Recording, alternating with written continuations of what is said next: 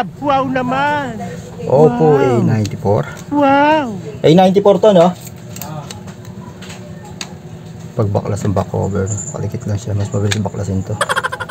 Pakita ko sa inyo recovery mode para makita ninyo kung ano yung issue. Yan, lumalabas kagad yung recovery mode.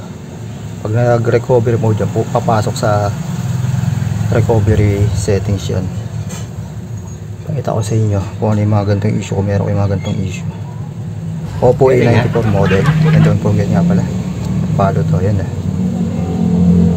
in English mo yan. Pag pinormat mo, mabubura lahat yan. Kung i-reboot mo siya sa device, babalik pa rin sa dati. Ganun yung issue. Ganun pa rin, doon pa rin siya. Ganun pa rin yung issue niyan.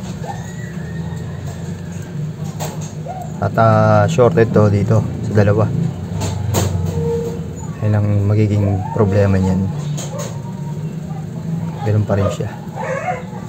Maangat pa LCD mo.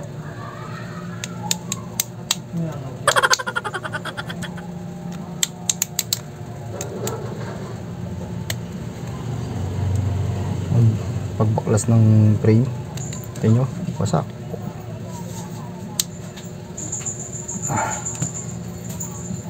Ano pa rito yan?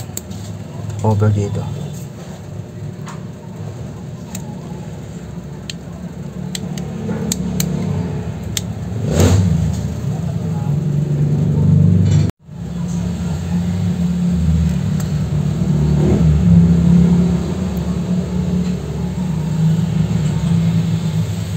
Cellphone mo, iwalay pa LCD Tikam pa delicate pa.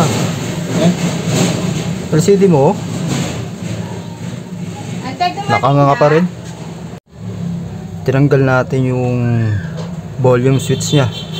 Ito yung volume flex ribbon. Separate siya dun sa power flex. Ito yun.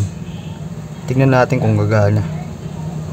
Pero dahil reparado na na-repair na, yung isa wala na, sira na rin itong kabila, dalawa. Yun yung problema kung bakit nagtitrigger na recover mode. Tingnan natin kung mag-o-open to.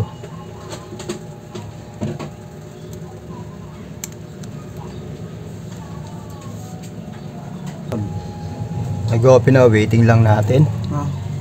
Tingnan natin kung mag-tutuloy-tuloy itong Oppo A94 recovery mode. Ito yung issue nya. Babaklasin ko na yung mga button muna para ma-check kung maigi. Galing Password mo, Rom. Ano? 02. Ha? Nag-open na. Yun yung issue nya. Sandahing problema, tatanggal yung LCD. Yung gumawa, iba yung nilagay na switch, kaya nagre-recovery mode. Buti hindi niya na format. Okay na. Ano yung sinusuko ko yan sa iba? Pero mahal. Subukan mo. Naghanap ako ng... Ay... Palta ko na ng switch. Saan? Na recovery mode niya. Lumalaw sa Francisco. Tapos, hindi ko na inanong kinanong kung magkano. Galang presyuan din yan. Wow! Wow! Okay na. Tanong natin siya. Volume. Tingnan natin yung volume. Goods. Soft na soft. Volume up. Soft na soft siya. Okay. Swak na swak. Saan ba na yung dikitan yun? Ha? Pati LCD yan, didikitan ko pa.